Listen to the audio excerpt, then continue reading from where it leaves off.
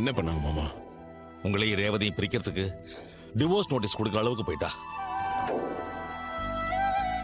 இது ஏன்னு நான் தட்டி கேட்டா, என் பொண்ணு ஒரு தப்பானவனை கல்யாணம் பண்ணிக்கிட்டா, அவளுக்கு வேற ஒரு நல்ல வாழ்க்கை அமைச்சு கொடுக்க போறேன்னு ரொம்ப தெனாவட்டா பேசலாமாப்ல. பஞ்சாயத்துல எங்களை பிரிச்சு விட்டாங்க. அதனால எந்த பிரச்சனையும் இல்லைன்னு தெரிஞ்சு இப்ப கோர்ட் மூலமா எங்களை பிரிக்க பாக்குறாங்க. ஆமா மாப்ள, இது எல்லாத்துக்குமே மூல காரணம் அந்த சந்திராதான். இப்பெல்லாம் ரேவதிக்கு சந்திராவை பிடிக்கிறதே இல்ல. எப்ப பார்த்தாலும் உங்களை பத்தி மட்டமாவே பேசுறதுனால அவ ரொம்ப எரிச்சலாரா. சந்திராவை எதிர்த்து பேசுறா. அது அவளுக்கு இன்னும் கோபத்தை அதிகப்படுத்துது. அதனால அவ வாழ்க்கை சீரழிக்கணும்னு நினைக்கிறா. இதெல்லாம் புரியாம ஈஸ்வரி சந்திராவுக்கு சப்போர்ட் பண்றா. நானும் எவ்வளவு நல்ல விதமா சொல்லி பார்த்துட்டேன், கோபமாவும் சொல்லி பார்த்துட்டேன்.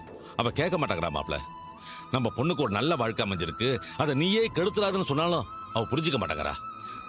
எங்க அப்பா அம்மா மேல உள்ள கோபத்தை உங்க மேல காட்டுறா. ஈஸ்வரி இப்படி எல்லாம் பண்றது ரேவதிக்கு தெரியாது. தெரிஞ்சா அவ மனசு ரொம்ப உடைஞ்சு போயிடுவா. ஆமா, இந்த விஷயத்தை ரேவதி கிட்ட சொல்ல வேண்டாம். அவ இப்பதான் கொஞ்சம் கொஞ்சமா பெட்டர் ஆயிட்டு வரா. இந்த விஷயம் தெரிஞ்சா கண்டிப்பா அவ ரொம்ப அப்செட் ஆயிடுவா. ஆமா மாப்ள, ரேவதி ஏற்கனவே மனசு உடைஞ்சு போய் தான் இருக்கா. பஞ்சாயத்துல ஈஸ்வரி பண்ண கிறுக்குத்தனத்தால அவ விஷம் குடிக்கிற அளவுக்கு போயிட்டா. இப்போ டிவோர்ஸ் நோட்டீஸ் கொடுக்கறான்னு தெரிஞ்சா அவ என்ன விபரீதமான முடிவு எடுப்பாளோன்னு எனக்கு ரொம்ப பயமா இருக்கு. தெரிஞ்சோ தெரியாமலோ சாமுண்டிச்சு அவ வாழ்க்கையில பண்ண ஒரே நல்ல காரியம் ரேவதியை உங்களுக்கு கல்யாணம் பண்ணி வச்சதுதான். இப்போ தன்னோட ஆணவத்தாலையும் அகம்பாவத்தாலையும் அவ சுயநலத்துக்காக தான் பொண்ணு வாழ்க்கையை சீரழிஞ்சாலும் பரவாயில்லன்னு நினைக்கிறா. அதை தட்டி கேட்க யாருமே இல்லைன்னு நினைக்கிறா. அவளை அப்படியே விடக்கூடாது மாப்ள. விட்டா உங்க 2 பேர் வாழ்க்கையை அவ பாழாக்கிடுவா மாப்ள.